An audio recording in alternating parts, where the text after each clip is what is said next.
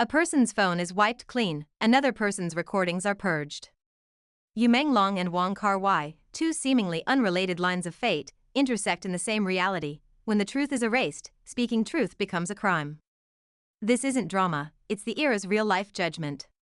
Don't miss the next drop, subscribe and hit the bell. After Yumang Long passed away, his phone was found, yet the truth inside it was wiped clean. This isn't a movie, it's a bizarre plot unfolding in real life on Yumang Long. The latest revelations say, Yumang Long's phone was indeed found, but the most crucial location and communication logs were tampered with inside the public security system. The entire time segment was deleted. The phone exists, the data doesn't, the screen fell silent, but the truth grew louder. The internet blew up. This isn't deleting files, it's destroying evidence. Another comment lamented, he was so kind, he would warm his hands before touching an actress. How did he end up like this? He wasn't anyone's enemy, just someone who wanted to live earnestly. Yet now, his story has become a question for the whole nation. Why has kindness become the most dangerous trait? Meanwhile, over in Hong Kong, another storm is raging. Not a film premiere, not tabloid hype, but Wong Carwai. Yes, the sunglasses-wearing, perpetually half-beat slow director whose films are full of quotable lines. This time, he's the one inside the script. The recordings are spreading like wildfire. Blossoms, fan hua, has morphed into fan talk. Every line he spoke off camera is more dramatic than a movie. From celebrity gossip to system critiques, every sentence stomps on a red line. Some say, the filter shattered. Others sneer, so even the poet-director can't escape the scissors of reality. Bear in mind, Wong Carwai is no ordinary director. Born in Shanghai in 1958, he moved to Hong Kong at age 5. It was a neon-drenched era when Hong Kong cinema was booming. Others made movies to sell tickets, he made movies to record time. The loneliness of Days of Being Wild, the confusion of Chungking Express, the brokenness of Happy Together, the repression of In the Mood for Love, those images and lines formed the golden memories of Chinese-language cinema. He has won countless awards at Cannes, Berlin, and the Golden Horse, and was called one of the most influential directors in the world by the New York Times. But this time, he's not facing critics, he's facing reality. The Recording Gate storm shoved him from the temple of art into the dock of public opinion. On one side, truth is wiped out, on the other, true words are sealed away. Two storms mirror each other, reflecting the coldest truth of our time. Alright, let's start with Yumang Long's phone. Yumang Long's phone was found, but the records are gone? The latest update says Yumang Long's phone was found, yet key location data and communication records were tampered with in the public security system and completely deleted. How can a citizen's movement data just vanish from an official database? This isn't as simple as someone hit the wrong key. The host of the Goose Anchor channel said their team tracked, in the early hours of October 23, the phone number bound to Yumang Long's Weibo account, the last location pinged to Building 9 of the Shanglin Shijia compound at No. 1 Lin Sui Road, Chaoyang District, Beijing. The owner of this high-end residence has the initials YZ, suspected to be Zhang Yan. Some questioned, if Yumang Long's case is criminal, his phone should be retained as key material evidence within the public security system. If it isn't a criminal case, the phone, as a personal effect, should have been returned to the family. Now it is neither. The phone has still not been returned to the family, and the phone's records have been wiped. It sounds like a plot device from a drama. According to Goose Anchor, in the public security database, from August to September 11, all of Yumang Long's location data and communication records were erased. What remains are just a few IP traces from his Beijing residence. The phone is found? The records are gone? Well done, public security system. And not only Yumang Long's phone, IP logs of several suspected individuals involved also evaporated in sync. The coordination is slicker than infernal affairs. Netizens, piecing together clues, point out that August to September 11 is precisely the critical period when you was allegedly controlled, moved, and harmed. If those IP logs could be restored, one could reconstruct the full route of his detention, transfers, and possibly the final incident. But the data in Yu's phone was erased midway by someone. The internet boiled over again. This isn't file deletion, this is evidence destruction. Some, in anger, said, to get the public security system to wipe data, that's not something rank-and-file officers can do. Public opinion began to suspect that this IP evidence purge might involve high-level public security figures. Connecting with prior waves of whistleblowing, the finger again points to China's Minister of Public Security, Wang Xiaohong. According to disclosures by the Red descendant Lin Beichuan, the head of Beijing's Zhejiang branch, Baibo, has close personal ties with Wang Xiaohong, and Wang very likely is the top-tier protector behind the entire affair. Guojunshen's no mole on the back of the hand, body double rumors revive. Before Yumang Long's case clears up, new waves claim Guojunshen has met misfortune, Chen Duling was swapped, even Chris Wu might be seen again in prison. The biggest worry is whether Guojunshen could become the next Yumang Long. Some fans noticed that in a recent airport video, Guojunshen's hand has no mole, reviving the body double frenzy. Fans know Gua has a prominent dark mole on the back of his right hand, yet the person in the airport clip appeared to have none.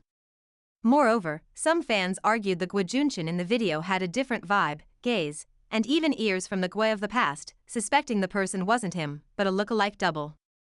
Others countered that Guojunshen was publicly filming and interacting closely with fans on November 6th and 7th, and he wasn't wearing a mask then, suggesting the body double talk is likely false. Despite the frenzy, neither Gui nor his studio has given a direct response, leaving things suspicious. Wong Carwai caught in recording gate, Blossoms turns into fan talk. Lately, the entertainment industry's dark corners keep getting dug up, and netizens can hardly digest it. For instance, the disappearance of financial tycoon Shi Shui led to the so-called 8 Beauties of Shi Shui centered on Huang Xiaoming. Rumors about Shi Shui's ambiguous ties with a group of mid-career male stars are a blur of true and false. Who would have thought that Wong Carwai, the sunglasses, the cigar at the lip, would one day have his recordings spread wildly, smashing his artistic filter, turning Blossoms into a real-world side story, fan talk. Here's how it began.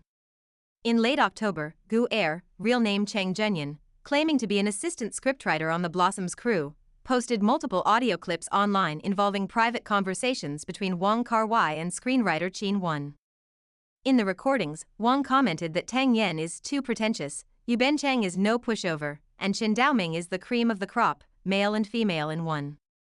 Qin Wen, meanwhile, confessed that last year on Jingxian Road in Shanghai she openly assaulted police. After a few phone calls she was released, and she cursed the police as idiots. The tone was arrogant and unrestrained. As soon as these clips surfaced, the internet exploded. Wong remained silent. The Blossoms production swiftly issued a stern statement, claiming the audio had been maliciously edited, fabricated, and defamatory. By early November, a second batch of recordings came out, more explosive still. This time it wasn't just actor snark, even Chen Kuan and Zhou Sun were caught in crossfire, suspected of conning scripts.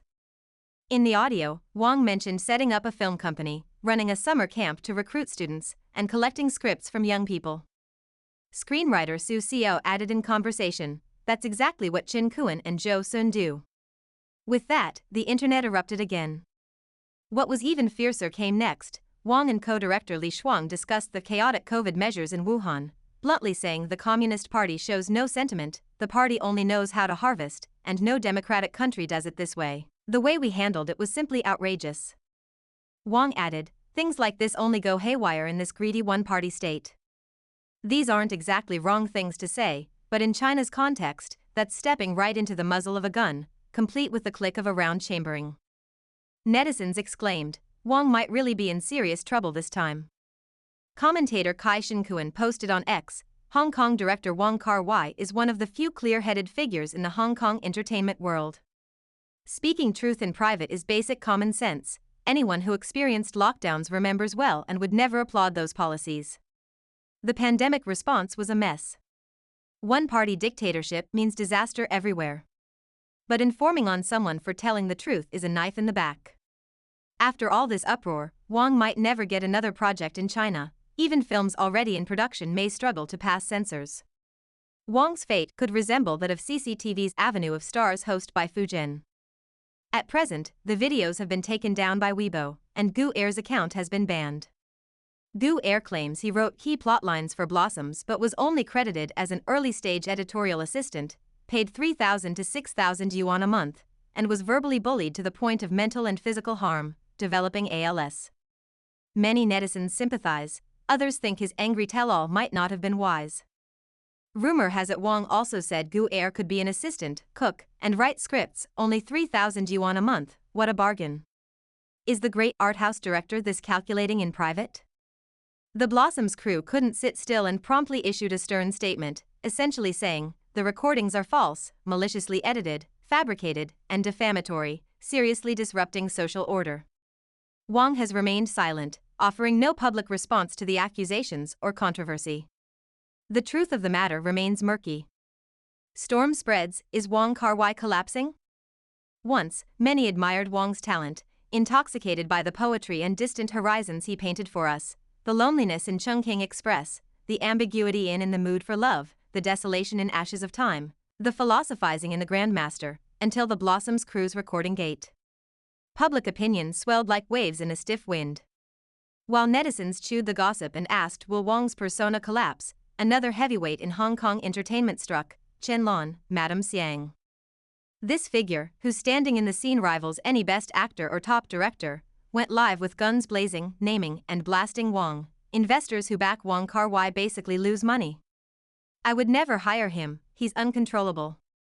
She even dredged up old accounts on the spot. Days of Being Wild had 40 million invested, the box office was under 10 million, Ashes of Time invested over 20 million, took only over 9 million. In the end they had to rush out Eagle Shooting Heroes to plug the hole. Netizens laughed, so Eagle Shooting Heroes wasn't just a New Year's flick, it was a lifesaver. Wong used to be the god of freedom in Hong Kong cinema, no script, no deadline, shoot until satisfied. It's said In the Mood for Love took 15 months to shoot, Ashes of Time took 3.5 years, 2046 dragged on for 5. Ong Lee once half-jokingly said, Wong enjoys rare freedom, he can shoot without a script and hire a whole bunch of stars. Having no script was Wong's hallmark. Coupled with extremely high standards and near-obsessive control over actors, every collaboration was a nightmare for performers. He called it artistic pursuit. While filming Ashes of Time, Tony Leung Kai-Fai didn't even know what he was acting. While filming Days of Being Wild, Karina Lau had to do one floor-wiping move 27 times, the floorboards shone. Jackie Chung shot over 60 takes for a simple head movement. Even Tony Leung Chiu-wai, the most accomplished actor in Chinese-language cinema, ate 26 bowls of wonton noodles for In the Mood for Love and shot a single line 27 times. He went home in tears, doubting whether he could act at all. Now with Recording Gate, Madam Xiang's takedown, and industry figures airing old debts, Wong's myth cracked in an instant. Blossom's ratings slid, the Grandmaster is being re-examined, people finally see that behind the romantic poetry lie countless sacrifices. The Capital era has no patience for genius directors and slow motion. The market wants efficiency, investors want returns, sentiment no longer pays. More seriously, Wong's private morals are being dredged up, things unfit to print, like hiring escorts and disrespecting actresses. Will Wong's persona collapse this time? Some put it bluntly, it now depends on how strong Wong's backing is, that will decide how far this goes. Others say, after all, behind Blossom stands CCTV, and Wong's company has signed a bunch of industry giants like Tony Leung Chiu-wai and Maggie Chung, United Front treasures for the CCP. You can't take them all down, can you? With videos removed and accounts banned, netizens smell a deliberate cooling down. Some worry, is Wong's career finished? Will anyone dare hire him again? The sharp reply, he retired long ago. Do you know how long he went without making a film before Blossoms? 10 years? Wong's last feature as director was The Grandmaster in 2013. Think about it, a nearly 70-year-old director already financially free is probably entering a moment of clarity in life. He's filmed enough poetry, now it's reality's turn to direct him.